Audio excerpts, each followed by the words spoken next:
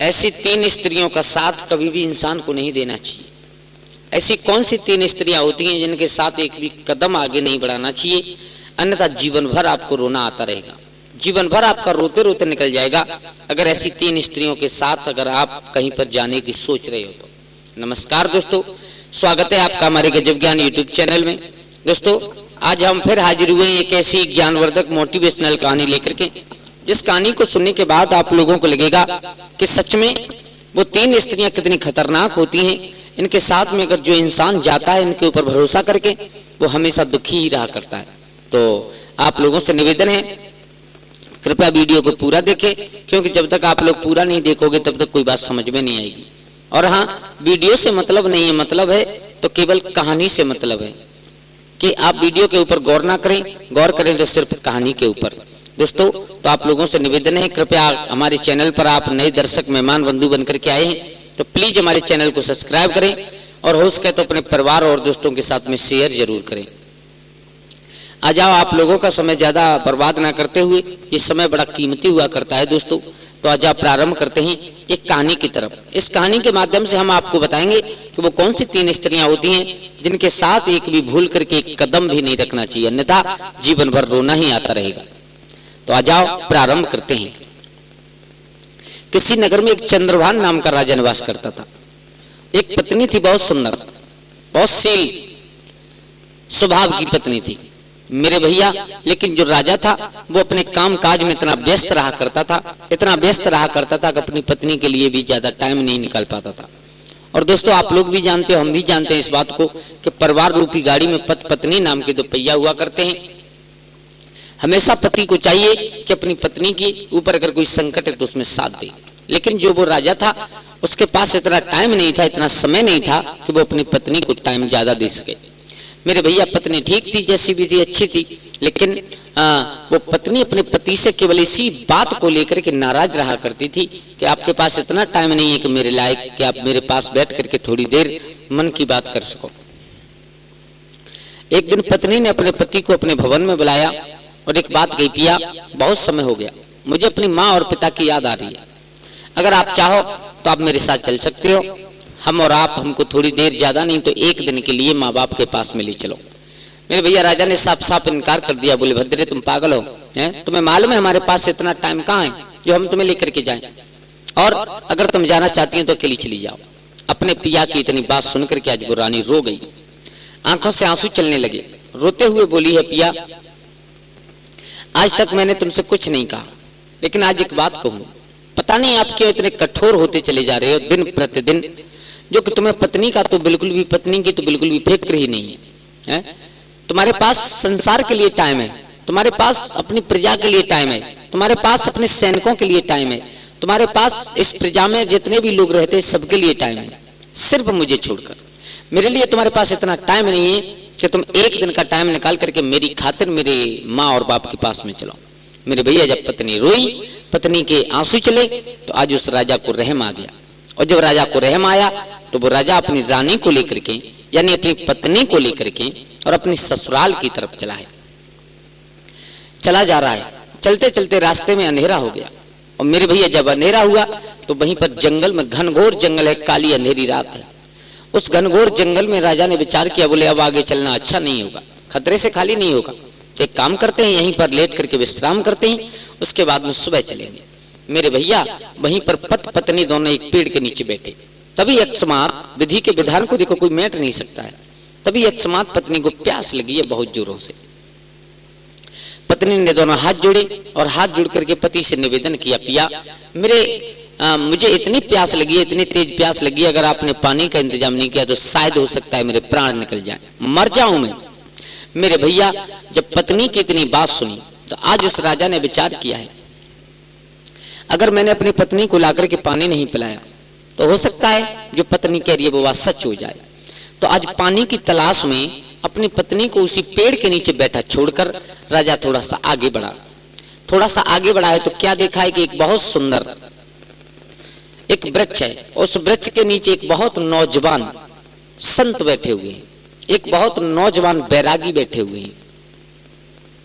मेरे भैया, उन बैरागी का क्या काम था, उनके हाथ में एक ढोल लगा हुआ था और उस ढोल से बहुत सुंदर राग अलापते थे, बहुत सुंदर गाना गाते थे, बहुत सुंदर राग सुनाते थे। और उसी पेड़ के नीचे एक कुआं था। उस कुआं से उस राजा ने पानी लिया। पानी लेकर के बैरागी के पास में थोड़ी देर बैठा। थोड़ी देर बैठने के बाद उस बैरागी ने राजा को बहुत सुंदर गान सुनाया, बहुत सुंदर, बहुत मीठे स्वर में, बहुत रसीले स्वर में एक गाना सुनाया, जिसे सुनकर के राजा बहुत मोहित हुआ। मोहित होने के बाद राजा ने, जैसे ही गाना समापन हुआ, गाना खत्म हुआ, राजा को अपनी रानी की याद आई है। रानी की याद आई तो उस जल के लोटा को लेकर के, उस पानी को लेकर के आज वो राजा अपनी रानी के पास चला, जिस पेड़ के नीचे रानी बैठी हुई थी। मेरे भैया, जब रानी बैठी हुई थी उस पेड़ के पास में आया, आकर के अपनी रानी को पानी पिलाया। रानी ने पानी पिया, अपना पेट भरा, अपनी प्यास बुझाई। और प्यास बुझाने के बाद दोनों पति पत्नी उसी पेड़ के नीचे अपना चादरा बिछा करके लेट गई। दोस्तों, लेटते ही राजा बहुत थका हुआ था, हालांकि रानी भी थकी हुई थी, लेकिन पता नहीं क्यों किसी कारणवश राजा को निंद्रा ने दबा लिया। राजा को नींद आ गई और रानी उधर जग रही है। मेरे भैया, जगते जगते जैसे ही आधी रात्रि यानी रात मध्य काल में पहुंची, अपने मध्य पहर में पहुंची है, तो क्या देखा है कि उधर उस रागी ने, उस बैरागी ने और अपना राग अलापना शुरू किया है।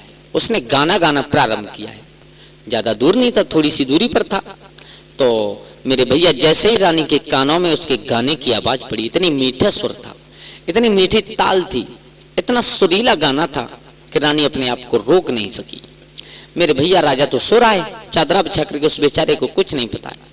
उधर रानी ने बिल्कुल भी देरी नहीं की, उठ करके और जहां पर वो बैरागी राग अलप रहा था, जो राग सुना रहा था, गाना गा रहा था, उस बैरागी के पास में पहुंच गई।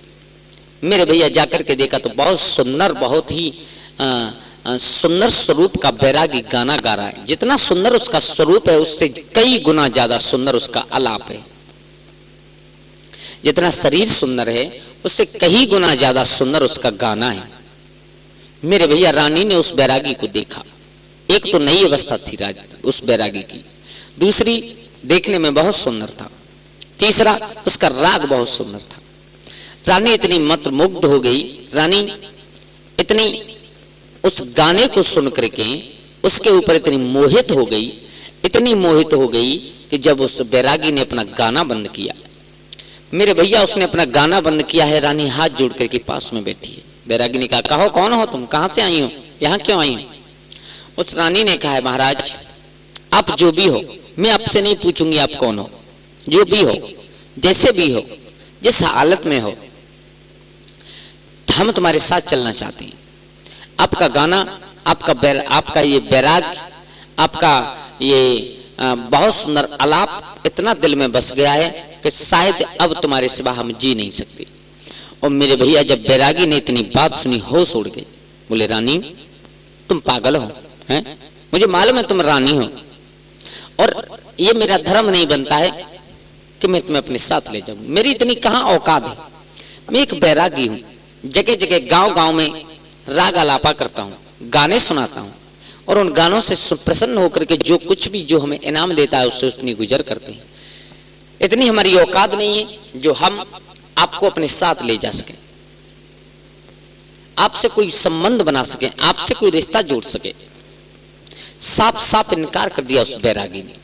लेकिन जब उस बैरागी ने इनकार किया तो रानी की समझ में कोई बात नहीं आई, और जब कोई बात समझ में नहीं आई, उस बैरागी से हाथ जोड़ करके कहा, अगर आप मुझे भूखा भी रखोगे फिर भी मैं भूखा भी रह सकती हूँ, लेकिन जाऊंगी तुम्हारे साथ जरूर।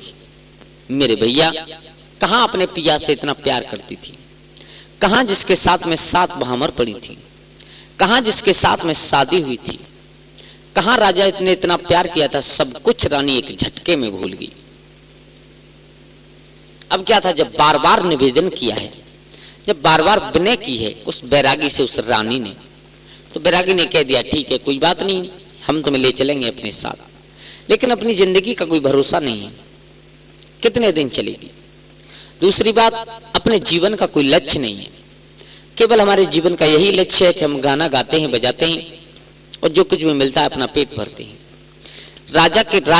अगर तुम मेरे साथ चलना चाहती हो तो तुम्हें एक काम करना पड़ेगा।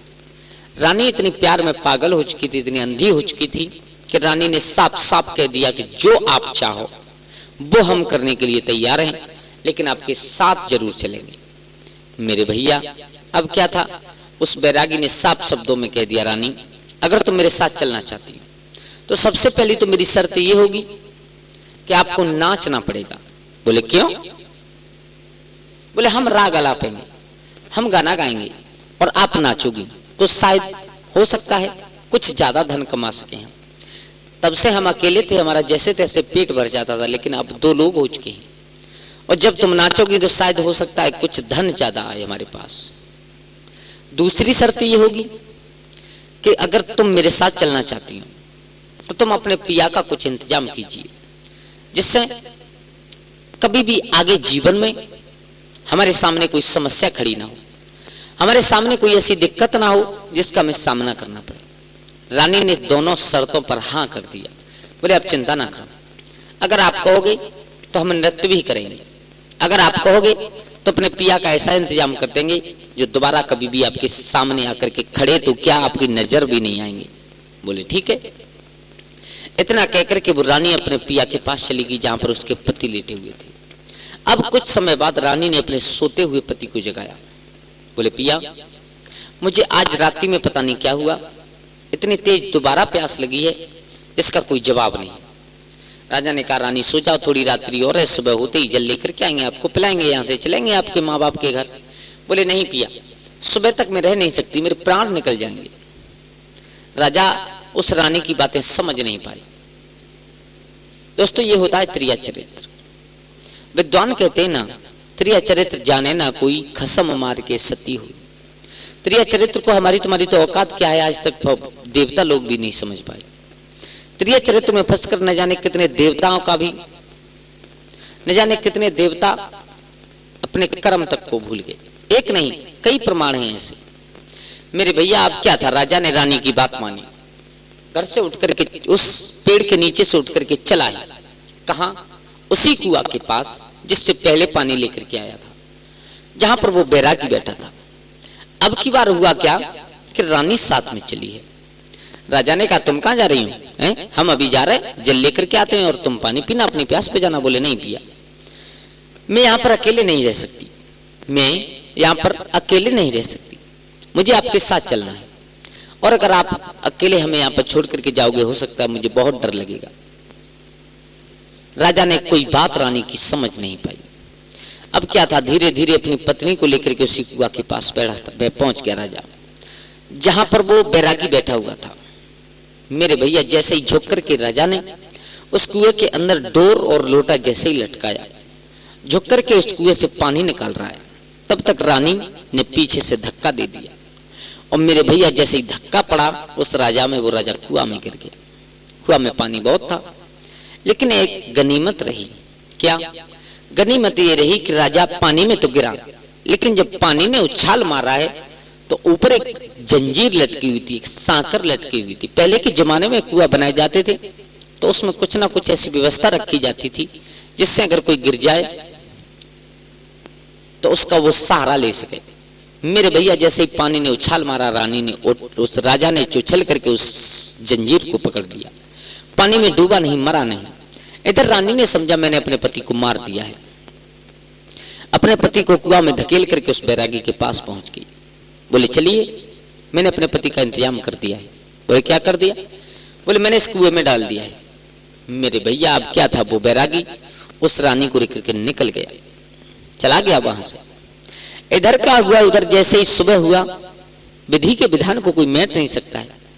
हम चाहे हजारों लाखों करोड़ों कोशिश करें, लेकिन जो विधाता ने हमारे लिलार में लिखा हुआ है उसे कोई मिटाने वाला नहीं है। समय उपरांत सुबह हुआ, उसी समय एक व्यापारी और उसी कुआं के सहारे से निकल करके जा रहा था। कुआं को देखा है, उस व्यापारी को प्यास लगी है। उस व्यापारी के पास में थोड़े बहुत पशु थे, उसने विचार किया चलो एक काम करते हैं, इस कुआं से पानी खींच करके अपने पशुओं को पिलाते हैं, खुद पीते हैं। ऐसा विचार करके उस व्यापारी ने अपनी बाल्टी और डोर जो साथ में थी उस कुएं में फंसा दी। अंदर वो राजा लटका हुआ था जंजीर से, सांकर से। उस राजा ने उस बाल्टी को पकड़ लिया। व्यापारी ने समझा हो सकता है किसी वस्तु में मेरी बाल्टी अटक गई हो। कुएं में झांक करके देखा तो क्या देखा, एक इंसान लटका हुआ है। बोले कौन हो तुम? बोले मैं जो भी हूं, पहले आप मुझे ऊपर निकालिए। मेरे भैया उस व्यापारी को रहम आया। और दोस्तों ये बात सच है कि संसार में सबसे बड़ा धर्म होता है दूसरों की सहायता करना। हमारे विद्वान कहते हैं परहित सरस धर्म ने भाई, पर पीड़ा समनाय अधमाई। दूसरों की सेवा करना, दूसरों के हित में जीना, दूसरों की मदद करना, इससे बड़ा कोई धर्म नहीं होता। दूसरों को बगैर बात के सताना, बगैर बात के कलह करना, बगैर बात को परेशान करना दूसरों को, इससे बड़ा कोई पाप नहीं होता। उस व्यापारी ने उस राजा को ऊपर निकाला। अब क्या था, राजा के दिमाग में एक विचार आया, कह दिया बोले मैं राजा हूं, लेकिन अब मैं अपने राज्य को नहीं जाऊंगा, क्योंकि संसार में कुछ नहीं है। मैंने जिसको जी जान से ज्यादा प्यार किया था वही मुझे धक्का देकर के चली गई। जिसको अपनों से ज्यादा चाहा था, अपने दिल से ज्यादा चाहा था, अपनी जान से ज्यादा प्यार किया था, वही मुझे धोखा देकर के चली गई। कहते हैं ना कि सुबह सुबह उठ करके चाहे दुश्मन के दर्शन हो जाएं, लेकिन कभी भी मतलबी यार ना मिले। हमारे विद्वान गाते हैं एक चीज बहुत सुंदर, क्या कहते हैं हमारे विद्वान कि दुश्मन मिले सवेरे मगर मतलबी यार ना मिले। दुश्मन मिले सवेरे मगर मतलबी यार ना मिले, पत्नी गोरी हो चाहे काली बेवफा नार ना मिले। चाहे पत्नी काली हो चाहे गोरी हो, लेकिन जिस इंसान के नसीब में बेवफा स्त्री मिल जाती है, बदचलन औदत मिल जाती है, उसका जीना हराम हो जाता है। राजा ने विचार किया जिसे मैंने जी जान से चाहा था, उसी ने मुझे जब धक्का दे दिया, तो अब मैं जी करके इस संसार में क्या करेंगे, लौट करके अपने राज्य में नहीं जाएंगे। व्यापारी से हाथ जोड़ करके कहा भैया मुझे आप अपने साथ ले चलिए। मेरे भैया अब क्या था, उस व्यापारी ने राजा की बात मान ली और उसे अपने साथ लेकर के चला है जहां आप खुद व्यापार करने के लिए जा रहा था। नगर नगर गांव गांव घूम रहा है। उधर क्या हुआ, जो वो बैरागी और उस स्त्री को लेकर के, उस रानी को लेकर के चला गया था, उसका अब रोजाना का यही काम बन गया। जगह जगह गांव गांव नगर नगर बस्ती बस्ती पहुंचता है, बहुत सुंदर राग अलापता है, खुद गाता है बजाता है और पत्नी नाचती है, यानी वो रानी नाचती है। नाच और गान से जो कुछ भी पैसे मिलते हैं उससे जीविका चलाते हैं दोनों लोग। धीरे धीरे समय निकलता चला गया, करीब ऐसे 6 माह निकल गए। 6 माह बाद विधि का ऐसा संयोग मिला, उसी राज्य में वो व्यापारी उस राजा को लेकर के पहुंच गया और उसी राज्य में वो बैरागी उस रानी को लेकर के पहुंच गया। अब क्या था, बैरागी उस राजा के पास में, उस नगर का राजा था, उस राजा के पास में पहुंचा व्यापारी और उसने जाकर के कहा महाराज हम आपके नगर में रुकना चाहते। बोले रुको, कोई दिक्कत नहीं, राजा के धर्म होता है दूसरों की मदद करना, तुम रुकना चाहते हो रुको। और चलते चलते राजा ने एक बात कही, लेकिन शाम को ध्यान रखना हमारे यहाँ पर एक बहुत सुंदर गायन प्रस्तुति का, नृत्य प्रस्तुति का प्रोग्राम है, तो आपको जरूर आना है। विधि के विधान अनुसार उस राजा के यहाँ पर वही रानी नाचने के लिए आने वाली थी जो उस राजा की रानी छोड़ करके बैरागी के साथ चली गई थी। बोले ठीक है। एक कमरा दे दिया गया, उस कमरे में जाकर के भोजन बनाया, खाया, खाने के बाद दोनों लेटे हैं। तब तक इधर उस बैरागी का कार्यक्रम प्रोग्राम में स्टार्ट हुआ है महाराज के दरबार में। सब लोगों की भीड़ आ रही है, बहुत सुंदर गान कर रहा है वो बैरागी, बहुत सुंदर ताल बजा रहा है, लेकिन उससे भी सुंदर वो रानी नृत्य कर रही है, नाच रही है। अब क्या था, वो राजा व्यापारी अपने मालिक के साथ में राजा के दरबार में पहुंचा और जैसे ही उसने अपनी रानी को नाचता हुआ देखा, पसीना आ गया, पसीना आ गया, लेकिन कहा किसी से कुछ नहीं, जाकर के बैठ गया उस समाज में। इधर उस रानी की नाचते नाचते उसी राजा के ऊपर नजर पड़ी है जो उसका पति था। उसने देखा पैरों से जमीन निकल गई, विचार किया, बोले भगवान ये क्या हुआ, इसने मुझे देख लिया, अब ये मुझे मरवा सकता है। अब रानी विचार कर रही है, अब ऐसा कोई काम हो जिससे मैं इसे मरवा सकूं। धीरे धीरे धीरे धीरे समय निकलता चला गया। जब गायन पूरा हुआ, नृत्य पूरा हुआ, उसके बाद में वाह वाह की आवाज आ रही है चारों तरफ से, सभी लोग प्रशंसा कर रहे हैं बैरागी ने, और उसके जो साथ में लड़की नृत्य कर रही है उसने बहुत अच्छा नृत्य किया है। जिस राजा के यहाँ पर नृत्य हुआ था उस राजा ने कहा कि आप कुछ मांग लो, आपके इस नृत्य से, गायन से हम प्रसन्न हैं। तो उस लड़की ने कहा महाराज मैं कुछ नहीं मांगना चाहती, क्योंकि मेरे पास सब कुछ है, कुछ नहीं चाहिए। बोले नहीं, अगर तुमने ये काम किया है तुम्हारा ये धर्म बनता है कि कुछ ना कुछ आपको जरूर दे। तो उस रानी ने कहा महाराज ऐसा ना हो मैं आपसे मांगू आप मना कर दो। बोले बिल्कुल नहीं, आप जो मांगोगे हम आपको वही देंगे।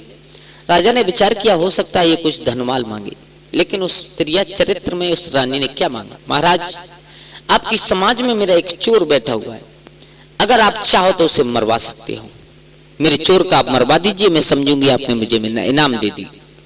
राजा विचार करने लगा ऐसा कौन सा चोर है तुम्हारा, बताइए, हम उसे जिंदा नहीं छोड़ेंगे। तो उस रानी ने धीरे धीरे आगे बढ़ करके अपने पति यानी जिस राजा को छोड़ करके आई थी उसकी तरफ उंगली कर दी। बोले महाराज मेरा चोर ये है। अब क्या था, राजा के होश उड़ गए, सैनिकों से बंदी बनवा लिया गया। जैसे फांसी की सजा सुनाने वाले थे तब तक हाथ जोड़ करके विनय की है उस राजा ने, महाराज राजा का यह धर्म नहीं होता कि सोचे समझे और किसी को कोई सजा दे सके। अगर महाराज आप चाहो, अगर आप चाहो तो अब मेरी भी बात सुन सकते हो, उसके बाद में ही आप जो सजा देंगे मुझे मानने के लिए तैयार है, हम मानने के लिए तैयार हैं। बोले कहो तुम क्या कहना चाहते हो। बोले महाराज ये कहना चाहते हैं ये कोई नृत्यिका गायिका नहीं चाहिए, नहीं है, ये कोई नाचने वाली नहीं है, ये मेरी खास पत्नी है। क्या? बोले हाँ। महाराज आज से ठीक 6 महीने पहले मैं इसे इसके बाप के यहाँ पर ले जा रहा था, लेकिन रास्ते में इसने अपना त्रिया चरित्र दिखा करके मुझे एक कुआं में धकेल दिया और इस बैरागी के साथ में चली गई। महाराज भला हो इस व्यापारी का उस कुएं से मुझे निकल आ गया। मेरे भैया अब क्या था, इतनी बात सुनी है तो बैरागी को खड़ा किया गया। बोले आप बताओ सच सच बात क्या है। बोले महाराज मैंने इसे कुआं से निकाला था, आगे मुझे कुछ नहीं पता। राजा को उसकी बातों पर विश्वास हो गया और जब विश्वास हुआ अब क्या था, राजा ने उसी समय पर आदेश करवा दिया है इस बैरागी को और नाचने वाले को दोनों को कैद करवा लिया जाए। मेरे भैया दोनों को पकड़वा करके बीच चौराहे पर फांसी लगवा दी।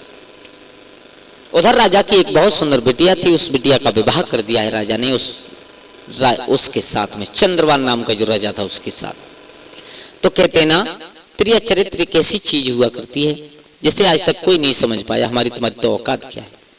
तो दोस्तों कैसी लगी आप लोगों को कहानी। ये 3 प्रकार की स्त्रियां ऐसी हुआ करती हैं जिनके साथ में एक कदम भी आगे नहीं बढ़ाना चाहिए, अन्यथा जीवन भर रोना रह जाता है। नंबर 1 बदचलन औरत। बदचलन औरत एक ऐसी औरत हुआ करती है जो न जाने कब किसके ऊपर उसका दिल आ जाए और वो तुम्हें मरवा दे। तो ऐसी बदचलन औरत के साथ में कभी भी कहीं नहीं जाना चाहिए। नंबर 2 लालची स्त्री। लालची स्त्री ऐसी हुआ करती है कि अपने थोड़े से लालच के चक्कर में अपने पति को फंसा सकती है, तो उसके साथ भी कहीं नहीं जाना चाहिए। नंबर 3 व्यभिचारिणी स्त्री। जो स्त्री अपने चरित्र से व्यभिचारिणी हो जाए उसे स्त्री के साथ में कभी नहीं जाना चाहिए। तो दोस्तों आशा करता हूँ आप लोगों को वीडियो बहुत पसंद आई होगी। अगर ये कहानी अच्छी लगी हो तो प्लीज हमारे चैनल को सब्सक्राइब करें, हो सके तो अपने परिवार और दोस्तों के साथ में शेयर जरूर करें। आज के लिए बस इतना ही, कल फिर मिलते हैं किसी एक नई कहानी एक नई चर्चा में। तब तक के लिए सभी लोग आनंदित रहें, खुश रहें। जय श्री राधे, जय श्री राम।